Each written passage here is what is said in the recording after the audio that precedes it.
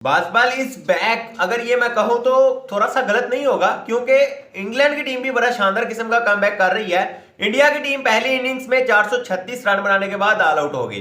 हालांकि ऐसा एक्सपेक्ट मैंने तो नहीं किया था कि इतने कम रन के मार्जिन पर आउट हो जाएंगे। जब आपकी 3 लास्ट विकेटें पड़ी हुई थी, आपके जडेजा खड़े हुए थे, अक्षर पटेल साथ थे, उसके अलावा नीचे बुमराह भी खेल सकते थे, लेकिन थोड़ा इस रन का इजाफा करने के बाद ये तीनों ही आउट हो गए।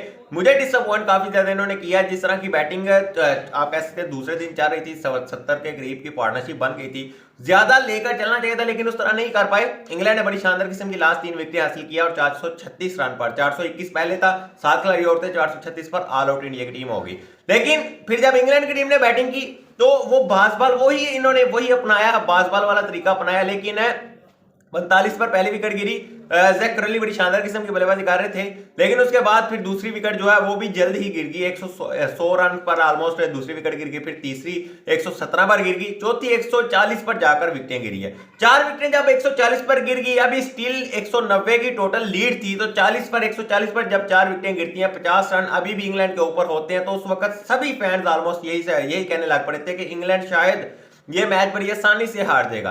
लेकिन उस मौका पर एंट्री होती है ओली पोप की। ओली पोप क्या जबरदस्त किस्म की परफॉर्मेंस दिखाते हैं, जबकि 5वीं विकेट बेन स्टोक भी कोई रन्स नहीं बनाते, बेन स्टोक भी बड़ी जल्दी आउट हो जाते हैं, लेकिन फिर 6ठी विकेट के लिए जो पार्टनरशिप लगती है ना, बेन फोकस और ओली पोप के दरमियान, वो 100 प्लस रन की पार्टनरशिप लगा देते हैं, जिसकी वजह से इंग्लैंड की टीम मैच में वापस आ जाता है और दिन के अख्ताम तक ऑलमोस्ट 316 रन इंग्लैंड की टीम ने बना ली और 126 रन की लीड भी हासिल कर ली। 190 का इनके ऊपर पहले ही खाता था, वो खाता ऑलमोस्ट इन्होंने क्लियर कर दिया और अब 126 रन की लीड ले लिया है। 148 रन पर ओली पोप खेल रहे हैं। ओली पोप बड़ा जबरदस्त किस्म का प्लेयर है, जब जरूरत पड़ती है वह बैटिंग से भी बड़ी अच्छी रन बना देता है। बॉलिंग से तो अभी कारामत साबित नहीं हुआ, लेकिन बैटिंग से 148 पर नॉट आउट चल रहा है। और सबसे बड़ी बात यह है कि 154 बालों पर इसने 100 बनाई थी, 208 बालों पर 148 रन पर नॉट आउट खेल रहे हैं इस वक्त ओली पोप भैया।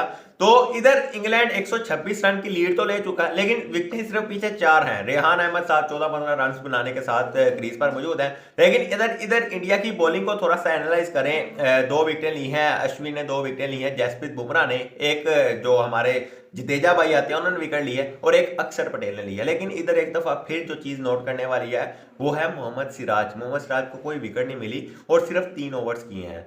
55 ओवर्स तक सिर्फ 3 ओवर्स मोहम्मद सिराज को दिए गए हैं, उसके बाद ओवर बॉलिंग नहीं करवाई गई। पिछली इनिंग्स में भी मैंने देखा था मोहम्मद सिराज को सिर्फ और सिर्फ 4 ओवर्स दिए गए थे। तो ये मुझे नहीं समझ आ रही कि इंडिया क्यों मोहम्मद सिराज को यूज नहीं कर रहा, क्यों मोहम्मद सिराज को बार बार बॉलिंग नहीं दे रहे, क्यों मोहम्मद सिराज को बुमराह पर ज्यादा बॉलिंग करवाई जा रही है, सिराज बॉलिंग नहीं कर रहे। अब ये सारा जो मैच है वो नेक्स्ट सेशन पर जा चुका है, जो कि आप कह सकते हैं चौथे दिन पहले सेशन पर ये मैच होगा। अगर इंग्लैंड इधर से और स्टे करता है, इंग्लैंड इधर से रन बना देता है, इधर थोड़ा सा लॉन्ग चलता है, खेलना तो उन्होंने तेज है, 4+ के नेट रन रेट से वो खेलेंगे, इससे तो कम नहीं खेलेंगे। आज भी हमने देख लिया, आमतौर पर जब टीम के ऊपर 190+ की लीड होती है वो इतना तेज नहीं खेलते। ये इंग्लैंड वाले बासबाल वाले ये करते हैं, ये कहते हैं हार या पार, जीतो या हारो जो भी चलता है, लेकिन तेज खेलो। तो ये तेज तो शुरू से ही खेल रहे हैं। जैक क्रॉली ने बड़ा तेज आगाज फराम किया, बेन डकट ने बड़ी शानदार किस्म की 52 बॉलों पर 47 रन बनाए, जैक क्रॉली ने भी 33 बॉलों पर 31 बनाए। तेज खेलते हैं, लेकिन दरमियान में फिर इनका स्लो जॉय रूट वगैरह आ जाते हैं, लेकिन जॉय रूट इस दोनों ये टेस्ट मैच की दोनों इनिंग्स में नहीं चला। उसके अलावा बेन स्टोक भी इस इनिंग्स में नहीं चले, तो बेन स्टोक भी 10 रन बनाने के बाद आउट हो गए। तो थोड़े से जो बल्लेबाज इनके स्लो खेलने वाले हैं वो दरमियान में आउट हो गए। हालांकि जो स्टोक है अगर वो खड़े हो जाते हैं वो भी तेज खेलते हैं, बेन स्टोक भी बड़ा तेज खेलता है। जॉय रूट की थोड़ी सी रोटेशन है, वो स्लो है, वो उस तरह का बल्लेबाज नहीं है कि उनसे तेज रन एक्सपेक्ट करें, लेकिन इनकी ऊपर टॉप ऑर्डर बड़ा तेज खेलता है। लेकिन फिर नीचे आकर भी इनकी तेज एक दफा फिर हो जाती है। At the end of the day 4+ का नेट रन रेट से ये जाते हैं।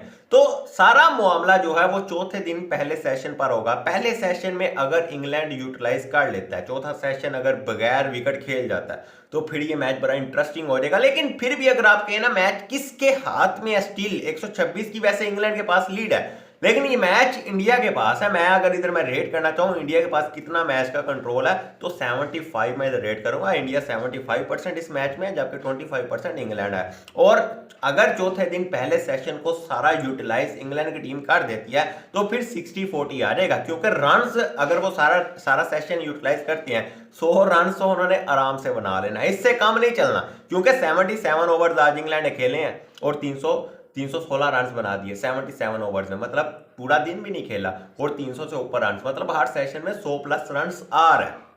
वो तेज खेलते हैं, 100 प्लस उन्होंने लेके जाना है। तो अगर इंडिया शुरू में ही पहले ही सेशन में विकेटें ले लेता है तो फिर तो मैच वन साइडेड हो जाएगा। फिर तो आप कह नहीं सकते कि इंग्लैंड के चांस है, क्योंकि इस तरह की कंडीशन में, इस तरह की पिच में 200-250 का टारगेट इंडिया के आगे कुछ नहीं है। आप सोच कर देखें कि इंडिया लास्ट टेस्ट सीरीज किससे हारा था अपने होम ग्राउंड में, याद नहीं आएगा? नहीं आएगा। मुझे भी नहीं याद किससे आ रहा था, 2010 से पहले ही आ रहा था। उसके बाद मुझे नहीं याद कि इंडिया किस से टेस्ट सीरीज अपने होम ग्राउंड में हारा है। अगर आप ये सोचें तो आपको याद नहीं होगा, नहीं आएगा। टेस्ट मैच तो हार जाते हैं, ऑस्ट्रेलिया वगैरह से पीछे ही आ रहे थे, लेकिन टेस्ट सीरीज नहीं याद आता। तो आप इससे अंदाजा लगा लें कि अपनी होम कंडीशन में वो 3 बॉलर्स को छोड़ देते हैं, अगर जरूरत पड़े बुमराह को छोड़ देते हैं, नहीं तो फिर वो जडेजा और अश्विन को पीछे छोड़ देते हैं, भाई पकड़ो, तो वो सारे विकेट ले लेते हैं। लेकिन अभी आज के सेशन की अगर बात करें, थोड़ी सी बॉलें जो है वो अश्विन की तंग करती हुई नजर आई। जडेजा ने जो बोल्ड किया है वो बैट्समैन कंफ्यूज था, उसने तो बैट उठा दिया और बोल्ड हो गया, उसको तो समझ नहीं आई कि बॉल निकली कहां से है।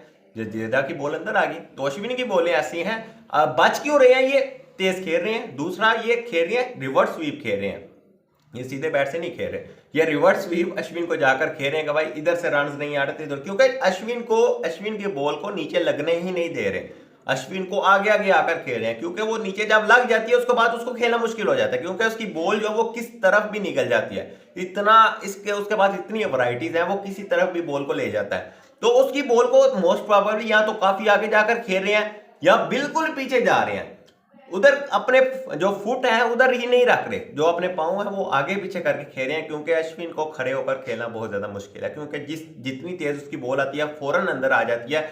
बैट्समैनों के लिए मसला होता है। आज भी 2 विकेट ले गया, 2 विकेट तो वो फिर भी ले गया, लेकिन इस मैच में इस वक्त 75% इंडिया आगे जा रहा है। मुझे थोड़ा सा डिसअपॉइंट किया इंडियन टीम ने, लास्ट 3 विकेटें जो है जल्दी ही गुजर गई। हालांकि सोशल मीडिया पर काफी ज्यादा ट्रेंडिंग चल रहा है कि जैसे जो जडेजा LBW है, जोए रूट ने बेसिकली 4 विकेटें ली हैं। मैंने कहा था जोए रूट का एक्शन ही बड़ा डेंजरस है, 4 विकेटें वो ले गए हैं, लेकिन जडेजा का जो LBW है वो काफी ज्यादा ट्रेंडिंग में है। कुछ लोग कहते हैं आउट है, कुछ लोग कहते हैं नहीं आउट, LBW था, लेकिन अंपायर्स ने आउट दे दिया। लेकिन at the end of the day 436 run जब इंडिया की टीम ने बनाए हैं, तो इंग्लैंड के 246 पहली इनिंग्स में वो बहुत कम है। एटलीस्ट 300 से ऊपर थोड़े से हो जाते तो ये मैच इंग्लैंड पूरा मैच के अंदर होता।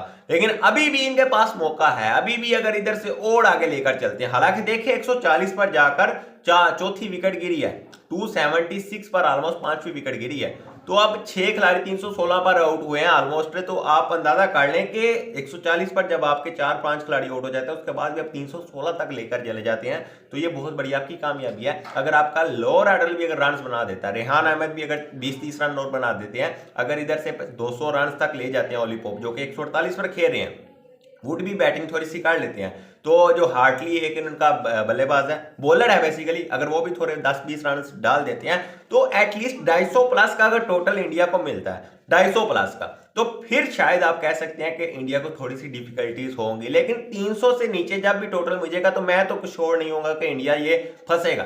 300 से ज्यादा आप टारगेट देंगे तो फिर आप बचेंगे। अभी 126 रन की लीड है, मतलब 200 रन अभी आपको बनाने पड़ेंगे, जो कि बहुत मुश्किल टास्क है। चौथा दिन होगा, अश्विन और जडेजा को खेलना हर किसी की बस की बात नहीं है। जब अक्षर पटेल की दूसरी तरफ से आ जाएगा, बुमराह की बॉलें भी घूमेगी, अगर सिराज को छोड़ दिया, सिराज अगर पूरे ओवर्स करता है तो फिर बहुत ज्यादा मुश्किल हो जाएगा। लेकिन ये मैच इस वक्त अगर कहीं गिरफ्त वो इंडिया की, वो बाल अगर आप कहें कि बाल वापिस आ गया, इंडिया ये है वो है, वो जो भी आप बात करें, लेकिन मैच इंडिया की गिरफ्त में है। बाल खेल जरूर तेज रहा है, लेकिन उस तरह आप नहीं कह सकते जिस तरह ये सोच कर आए हैं। इनका टॉप ऑर्डर थोड़ा सा कोलैप्स कर रहा है, बार बार कर रहा है, हर मैच में कर रहा है। एनीहो इनका बाल तो वही चल रहा है। आप इससे अंदाजा लगा लें, इंडिया के तीनों स्पिनर्स को 4+ के नेट रन रेट से मारा है। अक्षर को थोड़ी सी कम पड़ी है, 4 से नीचे उसका नेट रन रेट रहा है, 91 जो होता है। बाकी जडेजा और अश्विन को 4+ का मारा है। आप अंदाजा कर लें कि वो 4+ के माइंडसेट से आए हैं, उनका माइंडसेट क्लियर है, चाहे जो मर्जी हो जाए, उन्होंने खेलना तेज है। अगर पहले 2 सेशन ये सरवाइव कर जाते हैं चौथे दिन, तो फिर इंडिया के लिए मुश्किल हो जाएगा, फिर इंडिया के लिए आसान नहीं। 2 सेशन अगर सरवाइव कर जाते हो, it means 2 session almost 60 overs, इतना सरवाइव वो कर जाते हैं। इनकी लास्ट 4 विकेटें, ऐसा मुझे पॉसिबल नजर नहीं आ रहा। 148 रन पर ओली पोप खेल रहे हैं, जरूरी नहीं है कि वो सारा 2 सेशन निकाल जाएंगे, बहुत मुश्किल है। वैसे बड़ा तेज खेल रहा है, बड़ा शानदार किस्म की बल्लेबाजी कर रहा है, गैर जरूरी शॉट्स नहीं खेल रहा। लेकिन अगर 2 सेशन सर्वाइव हो जाता है तो फिर मैच बड़ा इंटरेस्टिंग हो जाएगा। फिर इंडिया और इंग्लैंड का फिर बराबर की टक्कर हो जाएगी। 2 सेशन सिर्फ इंग्लैंड को निकालने हैं। इंडिया को पहले सेशन में, वैसे आपको कल पहले सेशन में आइडिया हो जाएगा कि ये मैच किस तरफ जाएगा, कौन जीतेगा, लेकिन ज्यादा चांसेस जो है वो इंडिया के है, जो कि मैं पहले दिन इंग्लैंड की इनिंग के अख्ताम के फौरन बाद मैं कह रहा हूँ कि इंग्लैंड ने रन नहीं बनाए, इंग्लैंड फंस जाएगा कम रन बनाने की वजह से।